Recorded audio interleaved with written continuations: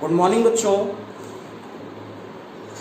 बच्चों। Last video में हम लोगों ने मोशन इन 1D के टॉपिक में concept of motion, concept of rest,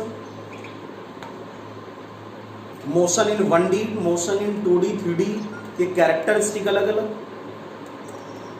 और उसके बाद हम लोगों ने ये सीखा कि फ्रेम ऑफ रेफरेंस कैसे दोनों मोशन को डिफाइन, फ्रेम ऑफ रेफरेंस जो होता है वो कितने टाइप के होते हैं, और फ्रेम ऑफ रेफरेंस से हम लोग किसी भी ऑब्जेक्ट की पोजीशन को कैसे डिटरमाइन करते हैं। ठीक है। फिर उसके बाद हम लोगों ने पढ़ा डिस्टेंस और डिस्प्लेसमेंट। जिन बच्चों ने वो वाला वीडियो अभी ना देखा हो, पहला वीडियो मोशन इन 1D का, वो कंपटीशन फिजिक्स बाय आशीष सर के नाम से सर्च करके मोशन इन 1D के पहले वीडियो को देखें, उसके बाद तब फिर वो आगे की ओर बढ़े। तो आज बच्चों हमको बहुत ही इंपॉर्टेंट टॉपिक स्टार्ट करना है जो डिस्टेंस और डिस्प्लेसमेंट से ही रिलेटेड है। इसमें कई सारे इंपॉर्टेंट पार्ट आएंगे, जैसे एवरेज डिस्टेंस, उसके बाद एवरेज वेलोसिटी, एवरेज स्पीड निकालना, इन सब की अलग अलग फार्मूलेशन, इनके न्यूमेरिकल्स कैसे हम लोग सिंप्लीफाई करते हैं, वो सारी चीजें आज हम लोग इस वीडियो में सीखेंगे। तो सभी लोग कॉपी पेन निकाल लें और साथ साथ नोट्स को बनाएं जिनके पास नोट्स ना बना हो। तो लास्ट टाइम में हम लोगों ने बच्चों पढ़ा था डिस्टेंस और डिस्प्लेसमेंट।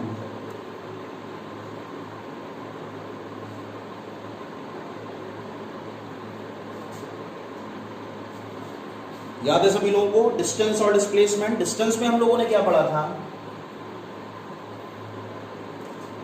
कि अगर कोई भी एक मूविंग ऑब्जेक्ट ए से बी तक मूव करे तो ए से बी तक का जो टोटल पाथ लेंथ होगी उसको हम लोग क्या बोलते हैं, डिस्टेंस, और जो शॉर्टेस्ट पाथ होगा उसको हम लोग क्या बोलते हैं, डिस्प्लेसमेंट। ए से बी तक का जो टोटल पाथ लेंथ होगा उसको हम लोग क्या बोलते हैं, डिस्टेंस, और ए से बी तक का जो वेक्टर डिस्टेंस होगा उसको हम लोग क्या बोलते हैं, डिस्प्लेसमेंट। डिस्प्लेसमेंट कैसी क्वांटिटी है, वेक्टर। डिस्टेंस कैसी क्वांटिटी है, स्केलर। और जो डिस्प्लेसमेंट होता है ये प्लस भी हो सकता है, माइनस भी हो सकता है, और जीरो भी हो सकता है। लेकिन डिस्टेंस जो होती है वो कभी जीरो नहीं होती और डिस्टेंस माइनस में भी नहीं होती, ये पॉजिटिव होती है। क्या होती है, पॉजिटिव। तो ये हम लोगों ने पढ़ लिया था डिस्टेंस और डिस्प्लेसमेंट के बारे में। क्लियर। अब बच्चों आज हम लोग स्टार्टिंग करेंगे speed and velocity. Speed and velocity. तो सबसे पहले नंबर आता है स्पीड का, इसको हम लोग कहते हैं चाल। सभी लोग जानते हो जो स्पीड होती है वो डिस्टेंस अपॉन टाइम होती है, अर्थात जो चाल होगी वो दूरी बटे समय के बराबर होगी। चाल बराबर दूरी बटे समय, अर्थात distance is equal to speed upon time. ठीक है। इसी को हम लोग लिखते हैं v is equal to S upon T. S को क्या बोला जाता है, डिस्टेंस, और टी को क्या कहते हो, टाइम, और v क्या है, स्पीड। इसकी यूनिट होती है SI unit is metre per second, and CGS unit is, इसका CGS मात्रक सेंटीमीटर पर सेकेंड है। ठीक है। उसके बाद जो स्पीड होती है इसका डायमेंशनल फार्मूला, इसका डायमेंशनल फार्मूला होता है बच्चों LT-1। तो स्पीड का डायमेंशन क्या होता है, LT-1। स्पीड की यूनिट क्या होती है, मीटर पर सेकेंड। स्पीड की CGS यूनिट क्या होती है, सेंटीमीटर पर सेकेंड। फार्मूला बेसिक क्या होता है, v is equal to s upon T. s is the total distance, s is the distance travelled by the object in time t। तो कोई भी ऑब्जेक्ट t टाइम में जितनी भी दूरी ट्रेवल करता है, t समय में वो जितनी भी डिस्टेंस ट्रेवल करता है, the total distance travelled by, the distance travelled by any moving object in t time, उसी को हम लोग क्या बोलते हैं, उसकी स्पीड, और इसको हम लोग पर यूनिट टाइम भी बोलते हैं। The distance travelled by any moving object in per unit time, एकांक समय में वस्तु के द्वारा तय की गई दूरी को हम लोगों ने क्या पढ़ा था, speed. v is equal to S upon T, और स्पीड के बारे में पता होना चाहिए, it is a scalar quantity, is a scalar quantity. क्यों स्केलर है जानते हो, क्योंकि टाइम स्केलर है, और s क्या है, डिस्टेंस, ये भी स्केलर है, तो v भी क्या होगा, स्केलर। तो जो स्पीड होती है वो क्या होती है, स्केलर। उसके बाद जानते हो डिस्टेंस कभी भी माइनस में नहीं होती, तो स्पीड भी कभी माइनस में नहीं होती, तो speed never will be negative. जो v होगा वो कभी भी is equal to negative value के नहीं होगा। इस बात को याद रखना, चाल कभी माइनस में नहीं होती। वेलोसिटी नेगेटिव हो सकती है क्योंकि वो वेक्टर क्वांटिटी है, लेकिन अगर हम लोग बात करें स्पीड की, तो स्पीड वेक्टर क्वांटिटी नहीं है, स्केलर क्वांटिटी है, इसलिए ये कभी भी माइनस में नहीं हो सकती। तो बच्चों सबको क्लियर हो गया, नोट कर लो, बड़ा सिंपल टॉपिक था। Speed is equal to distance upon time. Clear, rough कर दिया जाए इसको। चलिए, अब जो स्पीड होती है बच्चों, जिसको चाल कहते हो, इसके अलग अलग टाइप होते हैं। एक को हम लोग बोलते हैं average speed, average speed means औसत चाल। दूसरी जो स्पीड होती है उसको हम लोग बोलते हैं इंस्टेंटेनियस स्पीड, यानी तत्कालिक या तात्क्षणिक चाल।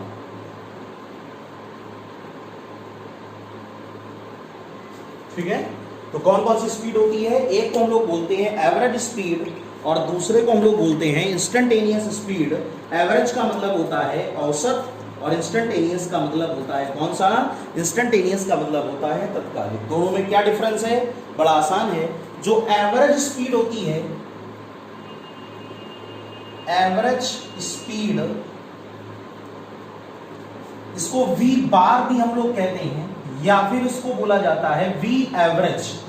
ये बार, ये वेक्टर का साइन नहीं है बेटा, ये एवरेज का साइन है, it is not a vector. और या तो आप ऐसे लिख दो v एवरेज, तो ये किसके इक्वल होता है, v average is equal to total distance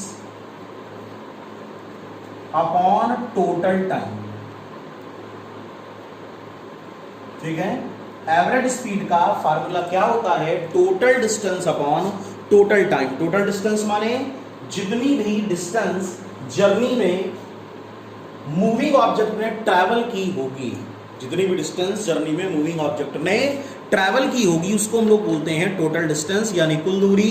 और टोटल टाइम, जितने समय में उसने वो डिस्टेंस को ट्रैवल किया होगा। जैसे फॉर द एग्जांपल, अगर हम लोग ये कहें कि हमारे पास कोई भी एक मूविंग ऑब्जेक्ट है जो A से चलना स्टार्ट करती है और वो B तक चलती है, ठीक है ना, A से चलना स्टार्ट करती है और B तक चलती है, और अगर वो टोटल डिस्टेंस ट्रैवल करती है delta S in the time interval delta T, delta S distance travel करती है डेल्टा T टाइम इंटरवल में, हम लोग फार्मूला लिखते हैं V average is equal to delta S upon delta T। इसको बोला जाता है कौन सी स्पीड, एवरेज स्पीड। तो औसत चाल का या एवरेज स्पीड का बेसिक फार्मूला होता है v average is equal to delta s upon delta t। Delta s को टोटल डिस्टेंस और डेल्टा t को टोटल टाइम। तो टोटल टाइम में जो टोटल डिस्टेंस ट्रेवल होगी उसी को हम लोग क्या बोलते हैं, एवरेज स्पीड। इसको बेटा इस प्रकार आप और भी लिख सकते हो, v average is equal to s1 plus s2 plus S3 upon T1 plus T2 plus T3। इसको भी हम लोग क्या बोलते हैं, एवरेज स्पीड। यहां पर S1 क्या है, T1 टाइम में ऑब्जेक्ट से ट्रैवल की गई डिस्टेंस, S2 क्या है, T2 समय में ट्रैवल की गई डिस्टेंस, और S3 क्या है, T3 समय में ट्रैवल की गई डिस्टेंस। तो फार्मूला क्या बना, V average is equal to S1 plus S2 plus S3 upon T1 plus T2 plus T3। तो सबको पूरा टॉपिक समझ में आ गया। एवरेज स्पीड का मतलब क्या होता है, total distance travelled in total time. कुल समय में तय की गई कुल दूरी को ही हम लोग क्या बोलते हैं, average speed. Same unit same dimension, दोनों में कोई बदलाव नहीं होगा। जो यूनिट होगी that is equal to metre per second, जो डायमेंशन फार्मूला होगा that is equal to LT - 1। तो डायमेंशन फार्मूला LT - 1, यूनिट क्या होगी मीटर पर सेकेंड जो स्पीड की होती है, और औसत चाल का सूत्र क्या होगा, कुल दूरी बटे कुल समय, means total distance upon total time. Clear हो गया? नोट कर लें सब लोग फटाक से। क्लियर हो गया सभी को? तो क्या पढ़ा अभी हम लोगों ने, एवरेज स्पीड। कौन सी स्पीड? Average speed. तो एवरेज स्पीड क्या थी, average speed is equal to total distance travelled by moving object in total time interval या टोटल टाइम। इसी के बारे में भी हम लोगों ने स्टडी ये कर लिया था कि जो एवरेज स्पीड है, अगर उसको अलग अलग टाइम इंटरवल में डिस्टेंस कोई बॉडी ट्रैवल करे, जैसे अभी हम लोगों ने क्या पढ़ा कि कोई भी हमारे पास एक मूविंग कार है, car that is car, moving car है, और ये जब जर्नी को स्टार्ट करती है ए से, पहले जाती है बी तक, फिर जाती है सी तक, और फिर जाती है डी तक। D is the final destination, जहां पर कार को जाकर रुकना है। तो अगर ए से बी तक कार ट्रैवल करे S1 डिस्टेंस, बी से सी तक S2 डिस्टेंस, सी से डी तक S3 डिस्टेंस, और ए से बी तक कार को जाने में लगा समय T1, बी से सी तक का टाइम T2, सी से डी तक का टाइम T3। तो अभी आप लोगों ने फार्मूला क्या पढ़ा, V average is equal to S1 plus S2 plus S3 upon T1 plus T2 plus का T3। This is average speed. तो एवरेज स्पीड का बेसिक फार्मूला बन गया S1 plus S2 plus S3 upon T1 plus T2 plus T3। तो ये तो सब बच्चों को समझ में आ गया होगा, बड़ा आसान है। नॉर्मल फार्मूला क्या था, delta S upon delta T, delta S upon delta T general formula था, delta S upon delta T। ऐसे लिख रहे थे V average is equal to delta S upon delta T। Delta S को total distance और delta T को total time interval. Clear? अब बच्चों एक बात ध्यान देने वाली है, क्या बात ध्यान देने वाली है कि अगर किसी जर्नी में, जर्नी माने यात्रा, अगर किसी जर्नी में जो मूविंग ऑब्जेक्ट है, जैसे कार हो, साइकिल हो, ट्रेन हो, कुछ भी हो, एनीवन, अगर टाइम इंटरवल बहुत ही शॉर्ट हो, वेरी स्मॉलर टाइम इंटरवल, जैसे फॉर द एग्जांपल हम लोगों ने डिस्कशन किया ए से बी तक कोई भी एक व्यक्ति चलना स्टार्ट करता है, any man starts motion from A to B, चला। अगर ये मैन ए से बी तक चलना स्टार्ट करता है और उसने लगातार 4 घंटे तक यात्रा की, 4 आवर्स, 4 आवर बहुत ही बड़ा समय है। अगर इस व्यक्ति ने ए से चलना स्टार्ट किया और वो बी पर जाकर रुका और उसने 4 घंटे तक यात्रा की, ठीक है, बहुत बड़ा टाइम इंटरवल है। तब अगर आप उसकी स्पीड को फाइंड आउट करवाओगे या पूछोगे तो वो क्या होगा, एवरेज, क्योंकि आपने फुल जर्नी की बात करी। लेकिन अगर हम लोग फुल जर्नी की बात ना करके अगर हम लोग ये आपसे बोलें कि बताइए तीसरे घंटे के एंड में उसकी स्पीड क्या थी, समझ में आया? 4 घंटे तक वो चला, तीसरे घंटे के एंड में उसकी स्पीड क्या थी, या दूसरे घंटे के प्रारंभ में उसकी स्पीड क्या थी। या जैसे अगर हम लोग ये कहें आपसे कि लगातार उसने 12 बजे यात्रा स्टार्ट करी, 12 AM PM, रात में थोड़ी चलेगा, रात विषय प्राणी नहीं है। 12 PM उसने यात्रा स्टार्ट करी और उसके बाद में वो कंटिन्यूअसली लगातार आगे की ओर बढ़ा। चलो AM PM जो मानना अपनी तरफ से मान लो। 12 बजे उसने जर्नी स्टार्ट करी और वो लगातार 4 घंटे तक आगे चला, ठीक है। सपोज दैट, चलो कुछ भी मान लें, 12 से 1, 1 से 2, 2 से 3, 3 से 4, 4 PM पे पहुंचा, ठीक। और हम आपसे पूछें कि फाइंड इट्स स्पीड इसकी चाल बताओ एट 2:10 PM, 2:10 में इसकी चाल क्या थी।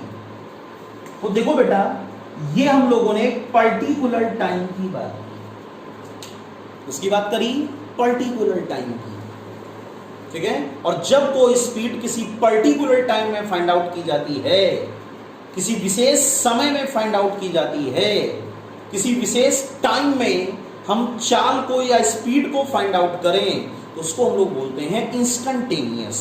क्या बोलते हैं? इंस्टेंटेनियस स्पीड मींस औसत चाल की जगह अब वो कहलाएगी तत्कालिक चाल मींस इंस्टेंटेनियस स्पीड। बात सबको समझ में आ गई क्या? एवरेज जो होता है वो बहुत ही बड़ी ऑब्जर्वेशन होती है। कैसी होती है? बहुत ही बड़ी ऑब्जर्वेशन होती है। जैसे किसी भी स्थान पर कोई क्राउड जमा हो जाए, भीड़ जमा हो जाए, वहां पर हजारों की तादाद में लोग हों, ठीक है, तो हमेशा हम लोग क्या कहते हैं? एवरेज। क्या निकालते हैं? किसी भी डेटा को अगर हमको कैलकुलेट करना हो तो हम लोग क्या निकालेंगे? एवरेज। लेकिन अगर हमको एक्यूरेट मेजरमेंट करना है तब उस भीड़ को कई सारे छोटे छोटे ग्रुप्स में डिवाइड कर दें। हजारों की तादाद को अगर हम 1000 में बांट दें, 1000 की तादाद को, 1000 के लोगों को, तादाद माने भीड़ को हम 100 में डिवाइड कर दें, 100 की भीड़ को हम 50 में डिवाइड कर दें, 50 की भीड़ को हम 10 में डिवाइड कर दें, तो 10 लोगों के लिए किसी भी डेटा की कैलकुलेशन करना हमारे लिए आसान होगा कि टफ होगा? आसान होगा, सीधी सी बात है। कई बार 10 लोग हैं, उनके लिए आप कोई भी ऑब्जर्वेशन करना चाहो, कोई डेटा निकालना चाहो उन लोगों के लिए, तो वो बड़ा ही आसान तरीका है। ध्यान रखिएगा, in the comparison of 1000 number of peoples. सबको बात क्लियर हो गई? तो जहां पर ऑब्जर्वेशन हमको स्मॉलर करना हो, जहां पर हमको प्रेक्षण बहुत छोटे छोटे पार्ट में करना हो, वहां पर हमेशा हम लोग क्या लेते हैं? इंस्टेंटेनियस। क्या लेते हैं? इंस्टेंट। बस सीधा सा कॉन्सेप्ट। बड़ी अमाउंट में कोई कैलकुलेशन है तो वो क्या बनेगा? एवरेज। क्या बनेगा? एवरेज। और अगर वो स्मॉलर अमाउंट में कैलकुलेशन है तो वो हमेशा क्या बनेगा? इंस्टेंटेनियस। आई होप सबको बात क्लियर हो गई होगी कि इंस्टेंटेनियस और एवरेज में क्या डिफरेंस होता है। एवरेज माने बहुत ज्यादा और इंस्टेंटेनियस माने किसी विशेष पर्टिकुलर। इंस्टेंटेनियस का मतलब होता है particular place, particular time, particular people, particular bananas, particular Apple, particular food, जो भी पर्टिकुलर करना चाहो, जिसके बारे में आप मेजरमेंट को करना चाहते हो, तो हम लोग तो यहां पर क्या कर रहे हैं? बड़ी डिस्टेंस और पर्टिकुलर डिस्टेंस, बड़ा टाइम, पर्टिकुलर टाइम। इसका मतलब ये हुआ कि अगर टाइम इंटरवल बहुत स्मॉलर हो तो डिस्टेंस भी स्मॉलर होगी। तो सीधा सा कॉन्सेप्ट है, when time interval delta T is very smaller. जब टाइम इंटरवल डेल्टा टी बहुत ही स्मॉलर होगा तो जो स्पीड फाइंड आउट होगी उसी स्पीड को हम लोग क्या बोलेंगे? Instantaneous speed. कौन सी स्पीड? Instantaneous speed. सबको बात क्लियर हो गई क्या? तो कब हम लोग निकालते हैं तत्कालिक चाल? जब समय अंतराल बहुत छोटा हो। हिंदी मीडियम ध्यान देते चलें सभी लोग। जब समय अंतराल बहुत ही छोटा हो, इसका मतलब हुआ कि अब हम लोग निकालेंगे इंस्टेंटेनियस। स्पेलिंग चेक कर लेना, इंस्टेंटेनियस सही है। इंस्टेंटेनियस स्पीड, तो इंस्टेंटेनियस स्पीड को लिखोगे v इज इक्वल टू, क्या स्मॉलर है? Time interval. तो एवरेज का लिमिट हमको लेंगे टाइम के करस्पॉन्ड में, तो क्या लिखोगे? Limit delta t tends to 0 delta s upon delta t। This is the calculus method. Bio वाले स्टूडेंट खास तौर से ध्यान दें, लिमिट का मतलब होता है टाइम इंटरवल बहुत छोटा हमने किया है लेकिन 0 नहीं किया, 0 के आसपास। 0 के आसपास तो क्या होता है? 0.001 सेकंड भी 0 के आसपास है, 0.00001 सेकंड भी 0 के आसपास है, 0.0000 लगाते रहो 0, ये भी, बट 0 पे मत आना, ये भी 0 के नियरर है, लेकिन कहीं लिख देते delta t is equal to 0, तब तो यार पूरी कहानी खत्म हो जाती ना। तो टाइम इंटरवल बहुत स्मॉलर है, 0.1 सेकंड भी हो सकता है, 0.01 सेकंड में भी हो सकता है, 0.001 सेकंड भी हो सकता है, 0.0001 सेकंड भी हो सकता है, एनीवन कुछ भी हो सकता है टाइम इंटरवल इतना स्मॉलर। तो इसका मतलब होता है टाइम इंटरवल स्मॉलर है लेकिन जीरो नहीं है। और ऐसी कंडीशन में अब ये फार्मूला बनता है v is equal to ds upon dt and this is the prime formula of instantaneous speed।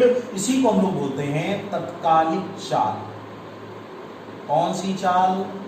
तत्कालिक चाल। अपने अपने मीडियम में ध्यान से समझा करो, कोई भी कंफ्यूजन की जरूरत आपको नहीं है। तो v is equal to होता है ds upon dt। हर टॉपिक को हम दोनों लैंग्वेज में बोलते हैं, हर बेस को कॉन्सेप्ट को दोनों भाषाओं में समझाते हैं जितना कि अभी हमको ज्ञान है। तो v is equal to हुआ ds upon dt, इसको बोला जाता है इंस्टेंटेनियस स्पीड। कौन सी स्पीड? इंस्टेंटेनियस। तो कौन कौन सी स्पीड हो गई? एक एवरेज, एक हो गई average that is v average delta s by delta t, और एक हो गई instantaneous that is equal to v is equal to ds upon dt। Clear हो गया? नोट कर लें सभी लोग, average and instantaneous speed note कर लें फटाक से। एवरेज का means total distance upon total time, और इंस्टेंटेनियस का means the distance travelled in a particular time is known as instantaneous. Note कर लें फटाक से। तो बच्चों सबको क्लियर हो गया कौन कौन सी स्पीड होती है? एवरेज स्पीड मींस औसत चाल, तत्कालिक यानी इंस्टेंटेनियस, इसको तात्क्षणिक भी कहीं कहीं बताया गया होगा जिन्होंने हिंदी मीडियम में पढ़ाई करी होगी। तात्क्षणिक या तत्कालिक एक ही होता है, उसी को हम लोग बोलते हैं इंस्टेंटेनियस। बड़ा आसान है, टाइम इंटरवल की कोई लिमिट ना हो, पूरी जर्नी की बात करो फुल टाइम इंटरवल में तो एवरेज, और अगर स्मॉलर टाइम इंटरवल है तो उसी को हम लोग क्या बोलते हैं? स्मॉलर टाइम इंटरवल को के लिए जो भी स्पीड कैलकुलेट होती है उसको हम लोग क्या बोलते हैं? Instantaneous. Same unit same dimension, दोनों में कोई बदलाव नहीं होगा। चलिए बहुत अच्छा, बहुत अच्छी तरह बच्चे पढ़ रहे हैं, ऐसे ही पढ़ते रहें और अपनी तैयारी को करते रहें। क्लियर? अब देखो हम लोगों ने बच्चों ये कहा कि जैसे, चलो क्वेश्चन पे ध्यान दो। हम लोगों ने कहा कि एक car travels first half distance with speed v1। एक कोई कार है वो पहली आधी दूरी v1 चाल से चलती है and remain half distance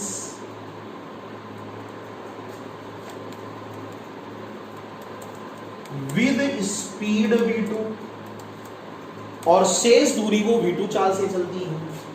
then the average speed of the car will be, here car की एवरेज स्पीड क्या होगी? A B C D. पहला option v1 plus v2 by 2v1 v2 upon v1 plus v2, 1 upon v1 plus 2 upon v2 and s1 s2 upon s1 plus. Question सबको समझ में आ गया क्या? Solve करिए। कोई भी कार है वो पहली आधी दूरी v1 चाल से चलती है, रिमेन हाफ डिस्टेंस वो v2 चाल से चलती है। कार की एवरेज स्पीड यानी औसत चाल क्या होगी? क्वेश्चन तो सबको समझ में आ गया होगा। A car travels first half distance with speed v1 and remain half distance with speed of v2, then find average speed of the car will be। चलिए सॉल्व कर लिया क्या? बहुत अच्छी बात कर लिया। तो कैसे किया गया भाई? कैसे किया गया? कोई भी कार है वो ट्रैवल करती है ए से बी तक, हमने माना, कुछ भी मान सकते हैं। ए से बी तक वो ट्रैवल करती है और पहली हाफ डिस्टेंस का डेस्टिनेशन पॉइंट है सी। क्लियर? ट्रैवल ऐसे। अच्छा, ए से सी तक उसने ये कहा कि पहली half distance with speed v1, तो टोटल डिस्टेंस बच्चों हम लोगों ने लेट करी 2s ए से बी तक। अब फर्स्ट हाफ तो s/2, अनदर हाफ तो s/2। क्लियर हो गया? स्पीड कितनी v1 और बाद में कितनी v2। क्या निकालना है हमको? Average speed of the car. क्या होता है फार्मूला?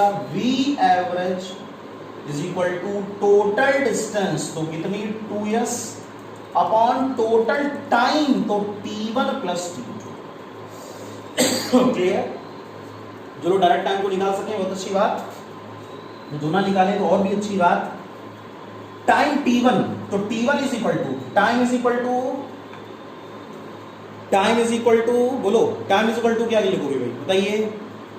Distance upon speed. बिल्कुल सही, तो डिस्टेंस अपॉन स्पीड, तो पहली यहां से यहां तक का टाइम t1 और यहां से यहां तक का टाइम t2, तो डिस्टेंस कितनी s/2, स्पीड कितनी v1 s अपॉन 2v1, और अगर t2 टाइम की बात करो तो s अपॉन 2v2। अगर इस वैल्यू को यहाँ पे पुट करें v average 2s upon t1 plus t2, s upon 2v1 plus s upon 2v2, s ने s को गिरा दिया, क्या हुआ 2, और यहाँ पर पूरे से क्या कॉमन 1/2, और यहाँ पर क्या आया 1 अपॉन v1 और प्लस का 1 अपॉन v2। यहाँ तक सबको बात क्लियर हो गई क्या? यहाँ से वैल्यू हमारे पास में क्या आई? 1 upon v1 plus 1 upon v2।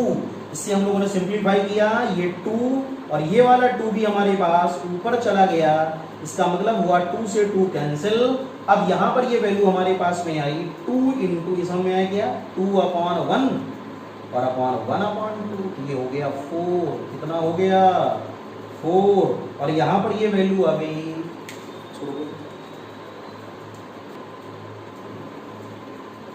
Solve किया क्वेश्चन। कैसे करना है बताइए, क्या गिवन है आपको? सबसे पहले हम लोगों ने क्या किया कि कोई भी 2 पॉइंट अज्यूम किए, ए और बी। क्वेश्चन कह रहा है car travels first half distance. कोई भी कार है जो ए से बी तक चली, सपोज दैट इसने 2s डिस्टेंस ट्रैवल करी। ए से बी तक की टोटल डिस्टेंस कितनी? 2s, और बीच का कोई भी एक हाफ पॉइंट मिडवे लेट कर लो c, तो a से c तक कितना s और c से b तक भी कितना s। ठीक है? पहले स्पीड कितनी थी v1, बाद में स्पीड कितनी v2, और क्या निकालना है हमको? एवरेज स्पीड आपका कार। तो क्या फार्मूला लगेगा? v average is equal to total distance upon total time. ठीक है? Total distance upon total time. अब क्या किया जाए? टोटल डिस्टेंस कितनी है बताओ? 2s। टोटल टाइम कितना? t1 plus t2। तो t1 को क्या सजेस्ट करोगे? a से c तक का टाइम t1, तो t1 is equal to s upon v1 और t2 is equal to s upon v2। इस वैल्यू को जब आप रखोगे तो v average is equal to 2s upon s upon v1 plus s upon v2। s से s cancel, क्या answer आया बच्चों? 2v1 v2 upon v1 plus v2। सबको समझ में आ गया क्या? कौन सा ऑप्शन आपका करेक्ट है? Option number B is correct. Question सबको समझ में आ गया? ए से बी तक की टोटल डिस्टेंस को हम लोगों ने क्या लेट किया? 2s। पहली हाफ डिस्टेंस की स्पीड कितनी? v1, दूसरे हाफ डिस्टेंस की स्पीड कितनी? v2। तो टोटल फार्मूला हमारे पास में क्या बन के आ गया? v average is equal to 2v1 v2 upon v1 plus v2। इस फार्मूले को आप डायरेक्ट भी याद कर लो। अगर कहीं हाफ डिस्टेंस का केस गिवन हो और स्पीड्स हो v1 और v2, चाले क्या गिवन हो? v1 v2, डिस्टेंसेस कैसी हो? First half and another half. तो फार्मूला हमारे पास क्या बनता है? v average is equal to 2v1 v2 upon v1 plus v2। Note कर ले क्वेश्चन को। अगला क्वेश्चन बच्चों है, इसी में अगर बदलाव कर दें पीछे वाले क्वेश्चन में जो अभी हम लोगों ने किया, कि एक car travels first 1/3 distance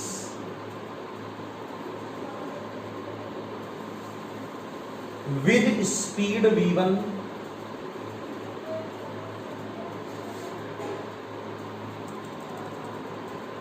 second 1/3 distance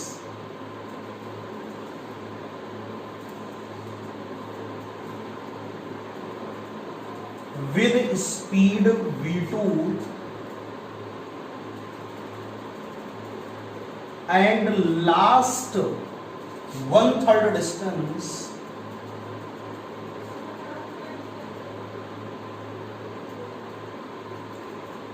with speed v3, then the average speed of car will be। Solve करिए क्वेश्चन फटाक से, बाकी लोग ध्यान दें। क्वेश्चन क्या कह रहा है, कोई भी कार पहली 1/3 दूरी v1 चाल से चलती है, दूसरी 1/3 दूरी v2 चाल से चलती है, और एंड लास्ट 1/3 और अंतिम 1/3 दूरी v3 स्पीड से ट्रेवल होती है, तो कार की एवरेज स्पीड क्या होगी। ऐसे बच्चों क्वेश्चन कई बार आपके कंपटीशन एग्जाम में पूछे जाते हैं, कॉन्सेप्ट आना बड़ा जरूरी है आपके लिए। अभी जैसे आपने किया था हाफ, वैसे ही हम लोग क्या कर लेंगे, 1/3 कर लोगे ना, बहुत अच्छी बात। जो लोग कर लेंगे, कैसे क्वेश्चन करोगे बताओ भाई। 1/3 डिस्टेंस, इस पार्ट टोटल डिस्टेंस को थर्ड 3 इक्वल पार्ट में डिवाइड करना है। तो ए से बी, पहली 1/3 ए से सी, दूसरी 1/3 सी से डी, टोटल डिस्टेंस को हम लोगों ने लेट किया 3s, तो ये s और s, ये s समझते हो ना क्यों लेट करते हैं, ताकि फ्रैक्शन का टर्म ना आए। अगर आपको s ना लेट करना हो तो आप टोटल s लेट करो। जो बच्चा टोटल s करेगा वो s/3 पे आएगा। जो टोटल 3s करेगा वो और बुद्धिमान होगा, वो s से क्वेश्चन को कर लेगा। ए से सी तक की स्पीड कितनी v1, सी से डी तक की कितनी v2, और डी से बी तक की कितनी v3। तो क्या लिखेंगे हम लोग फार्मूला, बोलो। हम लोग लिखेंगे v average total distance upon total time, कुल दूरी बटे कुल समय। अगर आप टोटल डिस्टेंस की बात करोगे तो टोटल डिस्टेंस कितनी है 3s, टोटल टाइम कितना t1 प्लस t2 प्लस का t3, और इसी को हम लोग लिखेंगे v average is equal to 3s upon t1। बोलो t1 कितना होगा, t1 is equal to s upon v1, t2 is equal to s upon v2, और s अपॉन v3, s से s को cancel, 3 upon 1 by v1, 1 by v2, 1 by v3, LCM 3 upon v1, v2, v3, और यहाँ पे कितना आ रहा है बोलो v1 से v1 कैंसिल, तो कितना आया v2, v3, v2 से v2 कैंसिल, तो v1, v3, v3 से v3 कैंसिल, तो v1, v2। इस पूरे को हम अगर ऊपर ले जाएं तो v एवरेज का फार्मूला क्या बनेगा, 3v1, v2, v3 upon v1, v2 plus का v2, v3 और प्लस का v3, v1। इस प्रकार हम लोग क्या निकालते हैं, एवरेज स्पीड। तो ये फार्मूला तब का आया बेटा, ये फार्मूला तब का आया जब कोई भी डिस्टेंस 3 इक्वल पार्ट में डिवाइड की जाए, तो v एवरेज का बेसिक फार्मूला क्या होता है, 3v1, v2, v3 upon v1, v2 plus v2, v3 plus v1, v3। Note कर लें फटाक से क्वेश्चन को। चलिए अगला क्वेश्चन देखिए बच्चों। क्वेश्चन कह रहा है, a man travels with speed v1 in first half interval of time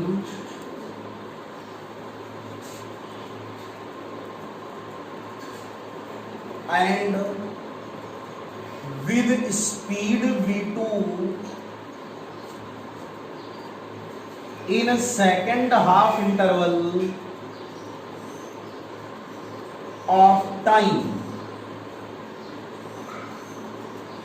then average speed of the man will be।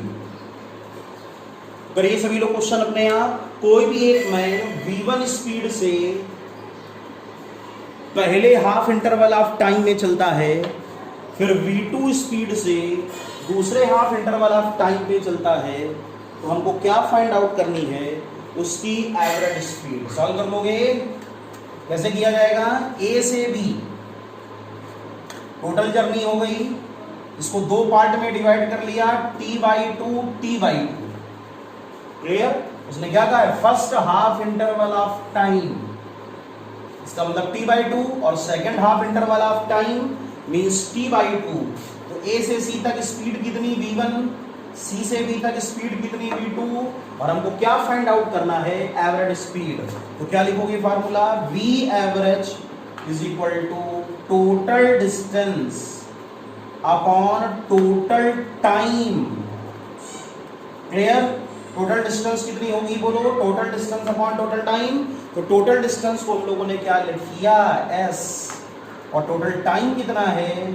t/2 plus t/2। अब ये बताएं क्वेश्चन को कैसे करेंगे? करिए फटाक से। टोटल डिस्टेंस कितनी है? s, और टोटल टाइम कितना है? t/2 t/2। तो क्या हम लोग निकालें? पहले t/2 में उसने कितनी डिस्टेंस ट्रैवल करी? ठीक है, पहले t/2 में मैंने कितनी डिस्टेंस ट्रैवल करी। तो एक काम करते हैं हम लोग, टोटल डिस्टेंस को दो पार्ट में डिवाइड कर लेते हैं, x1 प्लस x2। a से c तक x1 और c से b तक x2। क्लियर? अब हम लोग निकाल लें x1 कितना होगा टाइम के टर्म में, x1 कितना होगा। तो पहले हमको क्या निकालना है? x1। तो यहां पर क्या लिखोगे? x1 इज इक्वल टू, बताइए भाई x1 कैसे आएगा? तो सभी लोग x1 की वैल्यू बताइए कैसे हम लोग फाइंड आउट करें? x1 को अगर हमको फाइंड आउट करना हो तो हम लोग कैसे फाइंड आउट करें? x1 क्या है? डिस्टेंस, और डिस्टेंस इज इक्वल टू क्या होता है? Speed upon time. Distance is equal to speed. Speed कितनी है? v1, और टाइम कितना? t/2। तो कितना हुआ? 2v1/t। अगर दूसरे डिस्टेंस की बात करें तो x2 is equal to v2 t/2 means 2v2/t। और इस वैल्यू को अगर हम लोग यहाँ पर पुटअप कर दें तो total time t/2 plus t/2 that means equal to t। तो यहाँ पर आया 2v1/t प्लस का 2v2/t, और साथ में क्या चल रहा है? Total time t। क्लियर? और यहाँ पर हमने क्या किया? t से t को कैंसिल, ये वैल्यू हमारे पास में कितनी आई? 2v1 plus 2v2।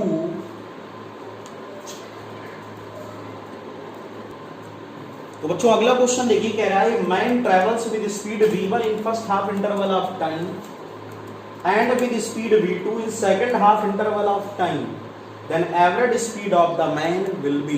कोई भी एक व्यक्ति है जो पहले हाफ इंटरवल ऑफ टाइम में, हाफ इंटरवल ऑफ टाइम का मतलब t/2 आधा समय में v1 स्पीड से चलता है, और दूसरे हाफ इंटरवल ऑफ टाइम में वो v2 स्पीड से चलता है, तो मैन की एवरेज स्पीड यानी औसत चाल क्या होगी? सबको समझ में आ गया?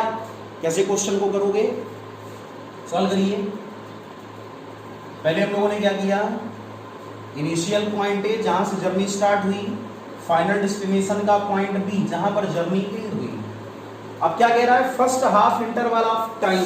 तो पहले हाफ इंटरवल ऑफ टाइम में हम लोगों ने लेट किया कि वो सी तक गया, तो t/2, और सेकंड में भी t/2। क्लियर?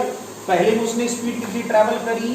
v1, दूसरे में स्पीड उसकी ट्रैवल क्या है? v2, जिस स्पीड से वो चलता है। और हम लोगों ने ये लेट किया अपनी तरफ से कि a से c तक पहले वो x1 डिस्टेंस ट्रैवल करता है, और फिर वो x2 डिस्टेंस ट्रैवल करता है। क्लियर? तो क्या करना है हमको? Average speed. तो कैसे निकालोगे? v average is equal to total distance upon क्या करोगे? Total time. टोटल डिस्टेंस की अगर बात करी जाए तो x1 प्लस x2, और टोटल टाइम की अगर बात करो तो t/2 plus t/2 that is equal to t। ये फार्मूला सबको समझ में आया क्या? x1 plus x2 upon T कैसे कर दिया? पहला टाइम t/2, दूसरा time t/2, that is equal to t।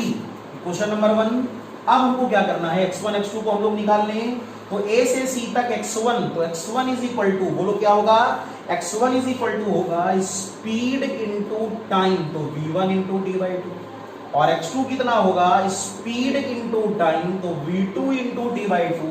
और इन वैल्यूज को अगर हम लोग यहाँ पर पुट करें तो v average is equal to x1 plus x2 v1 into t/2 plus v2 into t/2 और अपॉन कितना?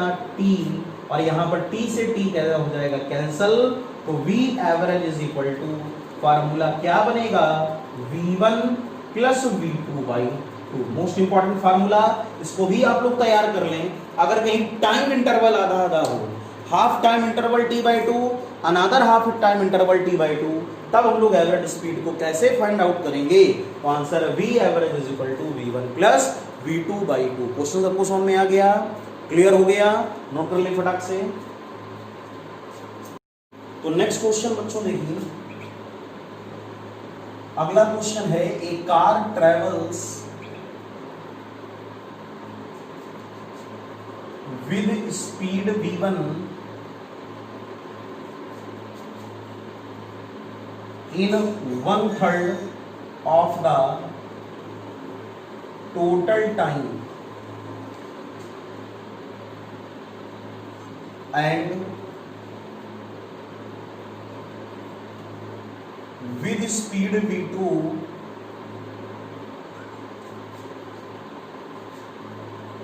in rest of time, then average speed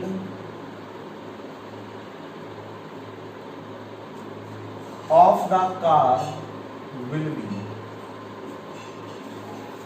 चलिए करिए सभी लोग क्वेश्चन।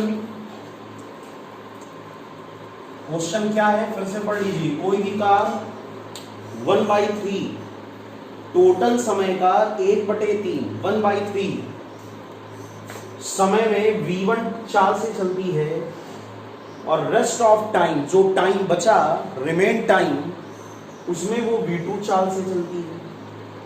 सबको समझ में आ गया? कुल टाइम, अगर टोटल टाइम कितना हो t, तो उसका t/3, 1/3 मतलब t/3 v1 स्पीड से, और रिमेन ऑफ टाइम, तो रिमेन ऑफ टाइम तो निकाल लोगे।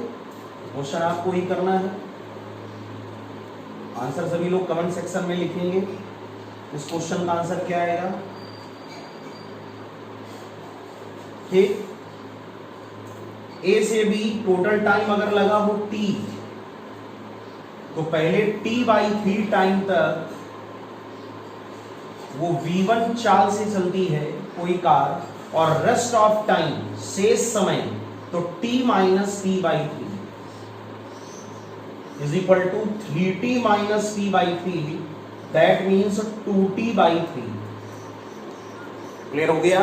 ये आपकी हेल्प हमने कर दी। 2t/3, ये तो 2t/3 हो गया, और यहां पर ये v2 चाल से चलती है। और क्वेश्चन कह रहा है आप ये बताएं कार की औसत चाल मींस एवरेज स्पीड क्या है। क्लियर? ए से सी तक की डिस्टेंस को क्या लेट कर लेना? x1, और सी से बी तक की डिस्टेंस को क्या लेट कर लोगे? x2। और फार्मूला आप लोग जानते हैं, average speed is equal to total distance upon total time. आगे क्वेश्चन कर लोगे सभी लोग? सभी लोग आंसर को निकाल के कमेंट सेक्शन में जरूर लिखें, total distance upon total time. ठीक है, चलिए भाई ये आपका होमवर्क हो गया। एक क्वेश्चन आप लोग लगाएं, दो क्वेश्चन अभी हमने आपको करके दिखाया कि कैसे आप एवरेज स्पीड की प्रॉब्लम को सॉल्व करते हो। वैसे ही आप इस क्वेश्चन को सभी लोग निकालें ध्यान से, और निकालने के बाद उसको कमेंट सेक्शन में आंसर को लिखें। जैसा भी है, ट्राई नहीं करोगे देखो कुछ नहीं आएगा। हमारे बताने से क्या होता है, बार बार हम बताते चलेंगे, लेकिन फिर भी कुछ चीज़ें ऐसी बीच बीच में क्वेश्चन हमसे लेते रहा करो, जिनको आप लगातार ट्राई करें, और ट्राई करने के बाद आंसर को कमेंट सेक्शन में जरूर लिखें। तो सभी बच्चे समझ गए? इस क्वेश्चन के आंसर को कमेंट सेक्शन में सभी लोग लिखेंगे।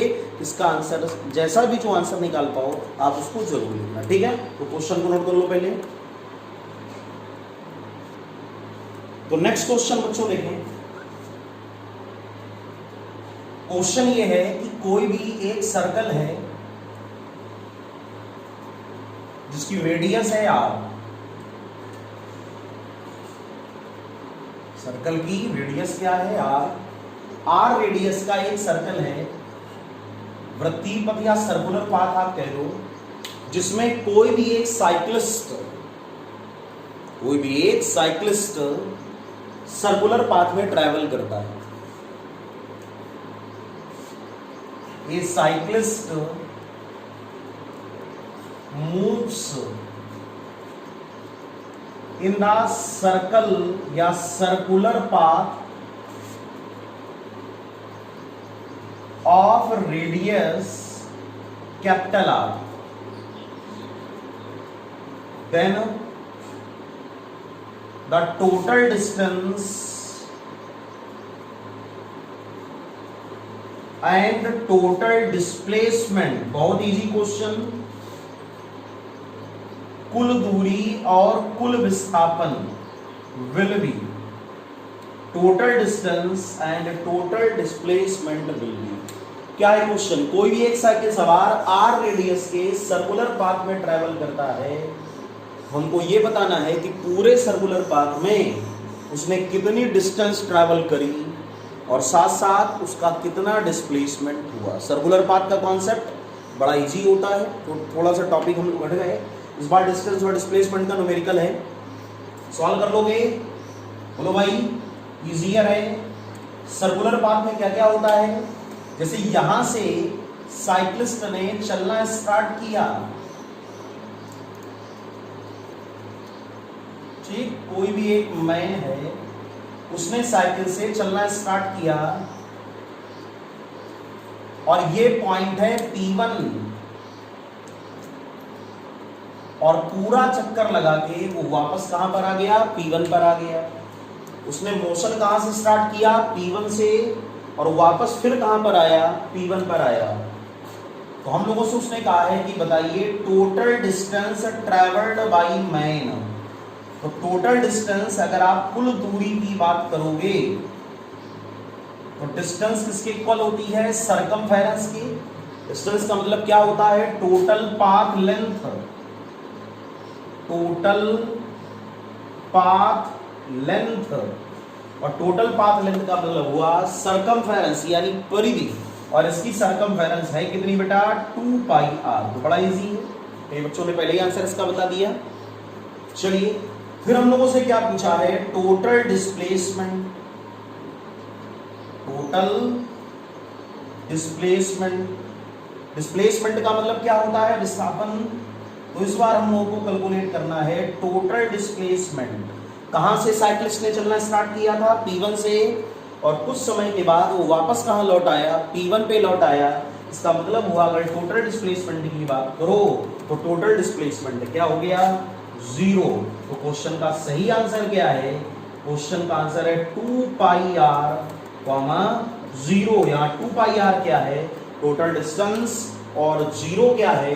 Total displacement. सबको क्वेश्चन का कॉन्सेप्ट क्लियर हो गया? ये सर्कुलर पाथ का केस है। किसका केस है? सर्कुलर पाथ का, ठीक है ना। लेकिन अगर बच्चों यहाँ पर सेमी सर्कल होता, क्या होता? अगर यहाँ पर सेमी सर्कल होता, सेमी सर्कल का मतलब अगर यहाँ पर आधा वृत्त होता, तो क्वेश्चन को कैसे सिंप्लीफाई किया जाता? नोट कर लिया सभी लोगों ने? जिन्होंने ना नोट किया हो वीडियो को पॉज करके आप नोट कर लें, और साथ साथ क्वेश्चन को जरूर लगाते रहें अच्छी प्रिपरेशन के लिए। क्लियर? रफ कर दिया जाए इसको। चलिए भाई, अब जैसे क्वेश्चन में हम लोगों से ये कह देता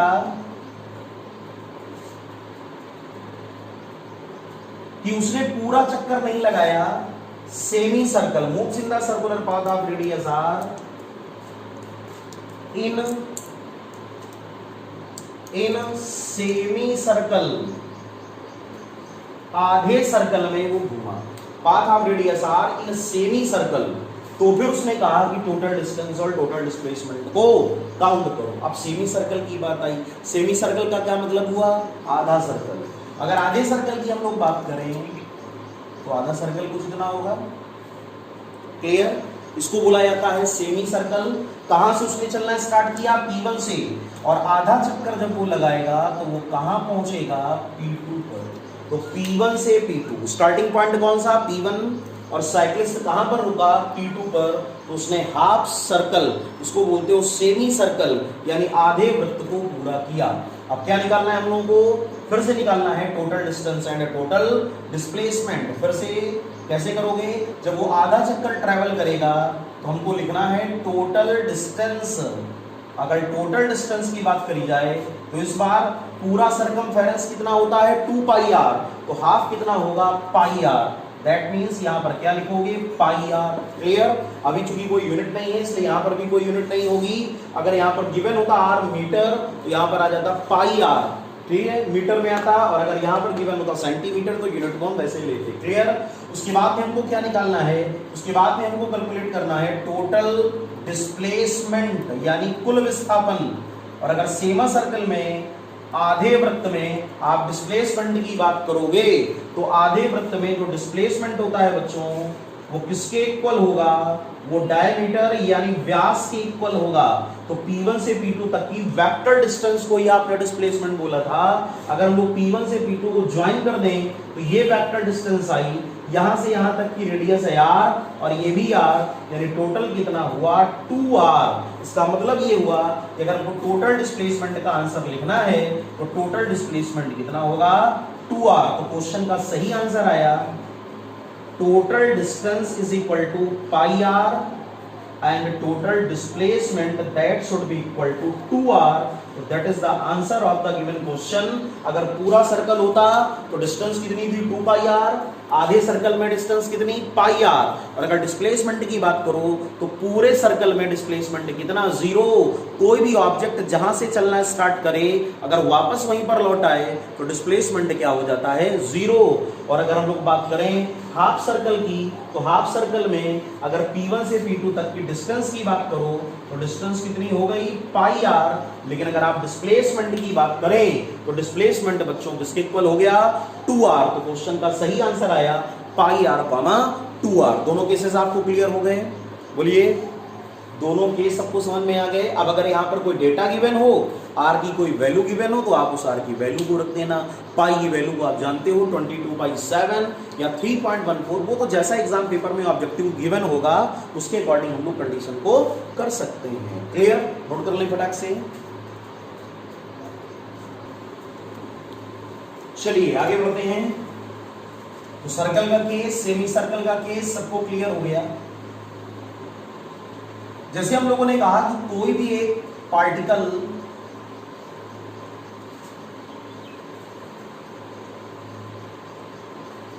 पॉइंट ए से मोशन स्टार्ट करता है, कोई भी एक पार्टिकल पॉइंट ए से मोशन को स्टार्ट करता है और एक ऐसे सर्कुलर पाथ में घूमता है जिसकी रेडियस है 10 सेंटीमीटर। कितनी रेडियस है, 10 सेंटीमीटर। सर्कुलर पाथ में स्टार्टिंग कहां से हुई मोशन की, पॉइंट ए से, और सर्कुलर पाथ की रेडियस कितने सेंटीमीटर है, 10 सेंटीमीटर। तो बच्चों ये क्वेश्चन आप अपने आप सॉल्व करें। आपको ये बताना है when a particle moves from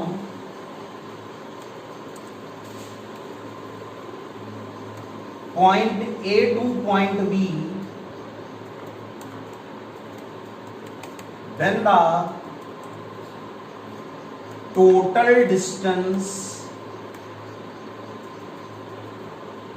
and total displacement will be।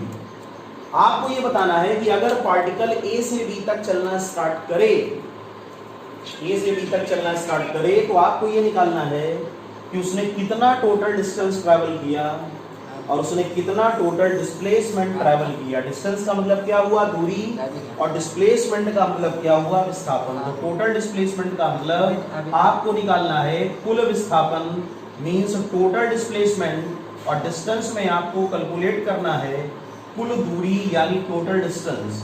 Question क्या कह रहा है, कोई भी पार्टिकल ए से बी तक अगर चले तो टोटल डिस्टेंस और टोटल डिस्प्लेसमेंट को सॉल्व करें। कर ले जाएंगे सभी लोग क्वेश्चन को।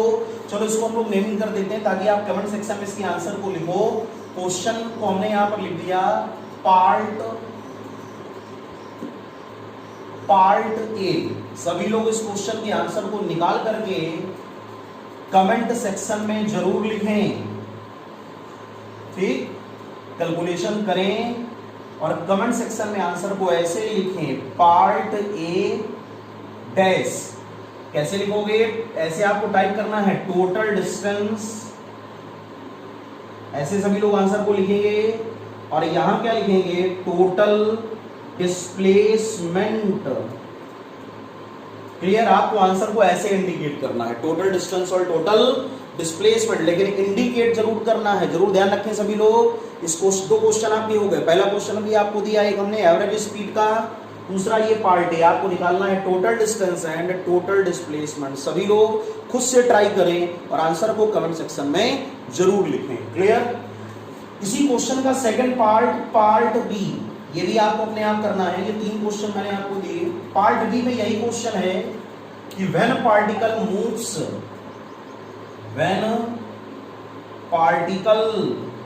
मूव्स इन सेमी सर्कल, अगर पार्टिकल सेमी सर्कल में ट्रेवल करे, मींस ए टू बी, कहां से कहां तक, ए से बी तक, तो फिर से आपको फाइंड आउट करना है।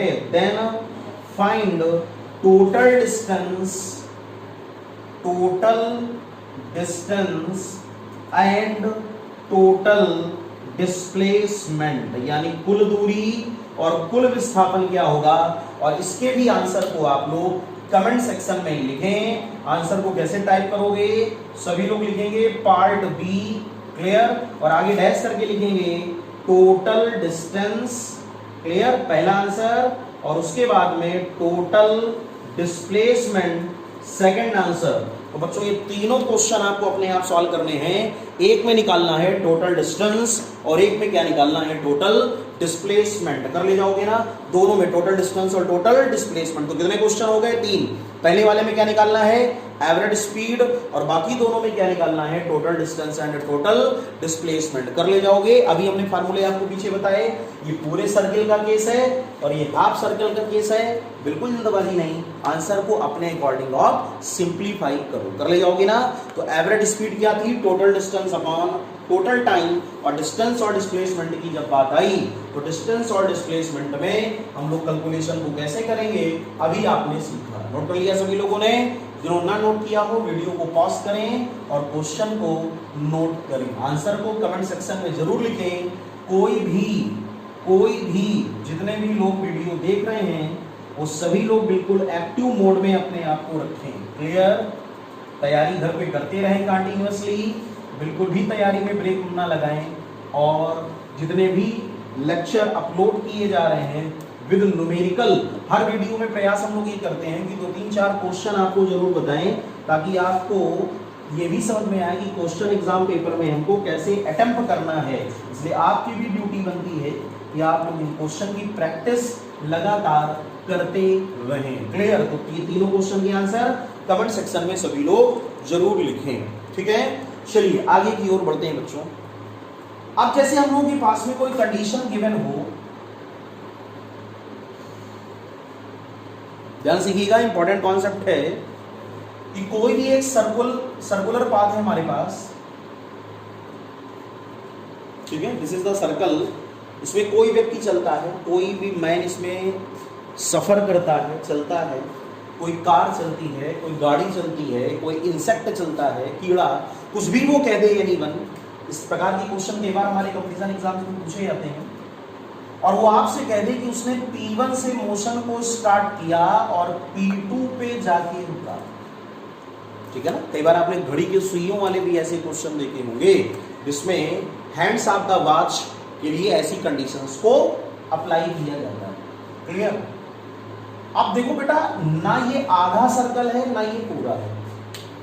अगर जर्नी हो P1 से P2 तक, देखो इसलिए मैंने यहाँ लिख दिया इंपॉर्टेंट केस। कई बच्चे इसमें कंफ्यूज हो जाते हैं, वो रट तो लेते हैं कि पूरे वृत्त में आंसर क्या होगा, पूरे सर्कल में। ये भी रट लेते हैं कि हाफ सर्कल में आंसर क्या होगा, लेकिन कई बार वो जब कोई पर्टिकुलर आर्क ले लिया जाता है, सर्कल का कोई विशेष भाग ले लिया जाता है, आर्क, वृत्तीय चाप, तो वो इस प्रकार के आंसर में अपने आप को ट्रैप कर देते हैं, फंस जाते हैं, आंसर को नहीं निकाल पाते। और जिन बच्चों को आता है बहुत अच्छी बात है, आप होशियार हैं, होशियार बने रहिए, लेकिन इसका मतलब ये नहीं कि जिसको नहीं आता वो होशियार नहीं है, वो भी इंटेलिजेंट है, बस दिमाग का खेल है।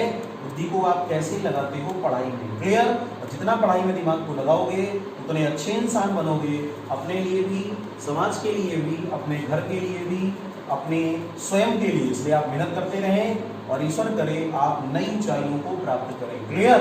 P1 से P2 तक अगर हम लोग ये बात करें, P1 से P2 तक कितना डिस्प्लेसमेंट ट्रैवल हुआ, बड़ा इंपॉर्टेंट पॉइंट है। अगर ऐसी कंडीशन में कहीं डिस्प्लेसमेंट आपसे पूछा जाए तो आप कैसे निकालोगे, जबकि ये एंगल हमको गिवन है थीटा, क्लियर। और हमको कैलकुलेट करना है टोटल डिस्प्लेसमेंट स्थापन from point P1 two point P2। सबको कॉन्सेप्ट क्लियर हो गया, वही क्वेश्चन बन जाएगा। P1 से P2 तक कितना डिस्प्लेसमेंट ट्रैवल हुआ। अच्छा, इसको सब लोग जानते होंगे, अगर ये O है और यहां पर एक वेक्टर लगा दें, यहां पर हम एक वेक्टर लगा दें, जिस समय पार्टिकल P1 पे था उस समय वेक्टर था OP1, और जब ये P2 पे आ गया तो वेक्टर क्या बन गया, OP2। क्या दो अलग अलग वेक्टर है? नहीं, एक ही वेक्टर है, क्लियर। एक ही वेक्टर है, पहले वो कहां था OP1 पे, घूम के वो कहां पर आ गया, OP2 पे। और ऐसे वेक्टर का बेटा नाम होता है रेडियस वेक्टर। कौन सा वेक्टर? रेडियस वेक्टर मींस त्रिज्य सदिश। तो यहां पर ये जो वेक्टर है इसका नाम है रेडियस वेक्टर, क्लियर। थोड़ा सा टाइम आपको हम देंगे, आप अपने आप आंसर को निकाल सकते हो तो निकालो, फिर हम बताएं कैसे क्या करना है, क्लियर। क्या निकालना है आपको, फिर से एक बार हम बता दें, आपको निकालना है P1 से P2 तक टोटल डिस्प्लेसमेंट। चलिए खुद से ट्राई करिए, फिर हम आंसर को बताते हैं। सॉल्व कर लिया आंसर को, क्या होगा, नहीं है यार। चलिए जिन बच्चों को नहीं है वो लोग क्वेश्चन को ध्यान से समझ लें कैसे सॉल्व किया जाएगा। अगर हम लोग P1 और P2 को एक ट्रायंगल से रिप्रेजेंट करें, ये P1 और ये P2, और P1 से P2 को ज्वाइन कर दें,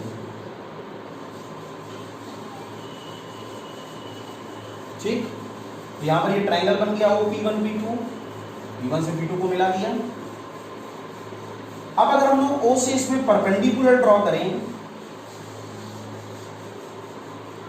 देखो ये पूरा एंगल कितना था, थीटा, ये एंगल कितना, θ/2, और ये भी एंगल कितना, θ/2, और ये हो गया C। तो अब हमारे पास कितने ट्रायंगल हो गए, दो, एक OP1C और एक OP2C। P1 से P2 तक की जो टोटल डिस्टेंस है, इसमें एक ट्रायंगल OP1C और एक OP2C। तो अगर हम लोग इस ऊपर वाले ट्रायंगल की बात करें, इन ट्रायंगल OP1C, और हम लोग लिखें ये एंगल कितना है, θ/2, और ये भी एंगल कितना, θ/2। ये डिस्टेंस अगर हम लोग लेट कर लें x, और ये डिस्टेंस भी लेट कर लें x, और इसमें निकालें sin θ/2, तो sin θ/2 इज इक्वल टू कितना होगा, ये क्या होती है, radius, that is equal to r। Radius होती है ना, जिसको हम लोगों ने क्या बोल दिया, r। तो यहां पर इसको लिखोगे x/r, और अगर हम लोग यहां से क्रॉस मल्टीप्लाई करें तो x इज इक्वल टू आएगा r sin θ/2। ये इस x की वैल्यू आ गई। P1C, ऐसे ही हम लोग क्या लिखेंगे, CP2। तो सिमिलरली ये भी x है, तो क्या लिखोगे, x is equal to r sin θ/2, clear. r sin θ/2, r sin θ/2। तो अगर हमको लिखना हो टोटल डिस्प्लेसमेंट, टोटल डिस्प्लेसमेंट तो होगा 2x, x plus x is equal to 2x, और x की वैल्यू क्या है r sin थीटा बाई 2, तो टोटल आंसर होगा 2r sin थीटा बाई 2। इसको बोलते हो टोटल डिस्प्लेसमेंट। किस केस में? जब किसी भी सर्कल में हाफ केस ना लेकर के, आधा वृत्त ना लेकर के कोई आर्क बना हो P1 से P2 तक और एंगल सेंटर पे क्या बने थीटा, तो ऐसी कंडीशन में हम लोग टोटल डिस्प्लेसमेंट का आंसर क्या लिखेंगे? Total displacement is equal to 2x और 2x is equal to 2r sin theta by 2। तो आपसे अगर हमको थीटा की वैल्यू गिवन हो तो हम लोग डायरेक्टली इस आंसर को लिख सकते हैं। थीटा की वैल्यू को यहाँ पुट करके, r की वैल्यू को पुट करके हम लोग सीधे यहाँ से क्या निकाल सकते हैं? डिस्प्लेसमेंट, जिसको हम लोग क्या बोलेंगे? 2x is equal to 2r sin theta by 2। तो कोई भी न्यूमेरिकल हो, यहाँ वैल्यू गिवन हो 30 डिग्री, 45 डिग्री, 60 डिग्री, और ये क्या है? Radius r। ध्यान रखिएगा इसकी वैल्यू अगर आपको गिवन हो तो हम लोग क्या निकाल सकते हैं? डिस्प्लेसमेंट। तो हम लोग उन तीनों के समझ में आ गए। अगर पूरा सर्कल दिया हो तो डिस्प्लेसमेंट 0, हाफ सर्कल दिया हो तो डिस्प्लेसमेंट 2r, और अगर कहीं हाफ सर्कल ना हो करके कोई आर्क गिवन हो तो आंसर क्या आएगा? 2r sin theta by 2। तो यहाँ पर आंसर आ गया 2x is equal to 2r sin theta by 2। Note कर लें इसको सभी लोग ध्यान से और इसको तैयार करो। तो सभी लोगों को ये फार्मूला क्लियर हो गया कि अगर हमको कोई भी एक सर्कल दिया जाए और उस सर्कुलर पाथ में किन्हीं दो पोजीशन के बीच सेंटर पे कोई रेडियस वेक्टर एंगल बनाए, जैसे कि वो थीटा, और हमसे उन दोनों पॉइंट्स के बीच में अगर डिस्प्लेसमेंट को कैलकुलेट करने को कहा जाए तो डिस्प्लेसमेंट का बेसिक फार्मूला क्या होता है? 2r sin theta by 2। तो सबको क्लियर हो गया? तो आज का टॉपिक बच्चों बड़ा ही इंपॉर्टेंट था। आपको वीडियो इंटरेस्टेड लगा भी होगा क्योंकि यहाँ पर बहुत सारी चीजें या न्यूमेरिकल्स ऐसे बताए गए जो हमारे कंपटीशन एग्जाम के लिए बहुत ही इंपॉर्टेंट हैं। तो आप लोग उनको ध्यान से तैयार करें। डिस्टेंस डिस्प्लेसमेंट के सारे केसेस भी तैयार कर लें। एवरेज स्पीड कैसे निकाली जाती है इसको भी आप प्रिपेयर कर लें। और ये सारे न्यूमेरिकल्स जो आज के वीडियो में बताए गए हैं इनको आप घर में रिवीजन करें, और जो 2-3 क्वेश्चन हमने आपको भी बताए हैं आप उनके आंसर को कमेंट सेक्शन में जरूर लिखें। कैसे आंसर को लिखना है ये अभी हमने आपको बता दिया। क्लियर? तो बच्चों आज के टॉपिक को यहीं सेंड करते हैं।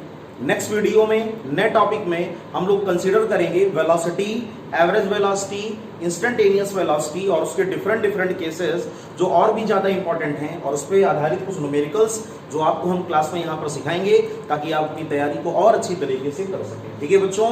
तो बस आज का वर्क यहीं तक। अब नेक्स्ट वीडियो में नए टॉपिक के साथ आपसे फिर से मुलाकात होगी। तब तक के लिए जय हिंद, जय भारत।